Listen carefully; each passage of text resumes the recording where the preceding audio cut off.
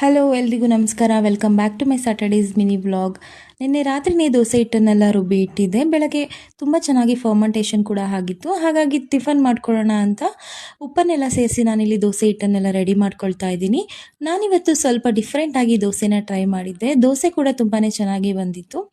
ಹಾಗೆಯೇ ಇವತ್ತು ಶನಿವಾರ, ನಮ್ಮ ಮನೆ ದೇವ್ರ ವಾರ ಆಗಿರೋದ್ರಿಂದ ಮನೆಯಲ್ಲಿ ಪೂಜೆ ಎಲ್ಲ ಮುಗಿಸ್ಕೊಂಡು ಇಲ್ಲೇ ಹತ್ರದಲ್ಲಿರುವಂತಹ ವೆಂಕಟೇಶ್ವರ ಸ್ವಾಮಿ ದೇವಸ್ಥಾನಕ್ಕೆ ಸಹ ಹೋಗಿ ಅಲ್ಲೂ ಸಹ ಪೂಜೆ ಮಾಡಿಸ್ಕೊಂಡು ಮನೆಗೆ ಬಂದೆ.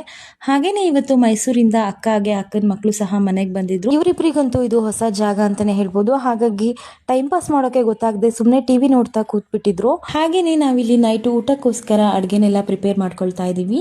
90% ಅಡುಗೆ ಕೆಲಸನೆಲ್ಲ ಅಕ್ಕಂದ್ರೆ ಮಾಡಿದ್ರು. ನಾನು ಚಿಕ್ಕ ಪುಟ್ಟ ಹೆಲ್ಪ್ ಮಾಡಿಕೊಟ್ಟೆ ಅಷ್ಟೇನೆ.